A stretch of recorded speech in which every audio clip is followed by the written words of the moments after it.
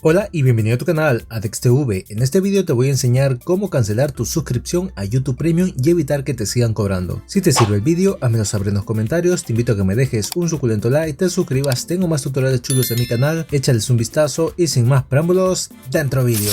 Una vez estés en la aplicación de YouTube, te vas a ir a la imagen de tu cuenta en la parte inferior derecha donde pone tú, y aquí nos vamos a la parte superior a la rueda de engranaje, pulsamos sobre compras y suscripciones. Como ves, aquí tengo una suscripción activa, así que pulsamos sobre este apartado y aquí te dice los días que te quedan por disfrutar de YouTube Premium, así que pulsamos sobre cancelar. Le damos otra vez sobre cancelar y aquí nos dice la suscripción a YouTube Premium se ha cancelado correctamente. Así que ya sabes cómo hacerlo fácil y rápido. Si te ha servido este vídeo, te invito a que me dejes un suculento like, te suscribas, lo compartas con tus amigos porque la información se comparte y conmigo será hasta el próximo vídeo. Goodbye.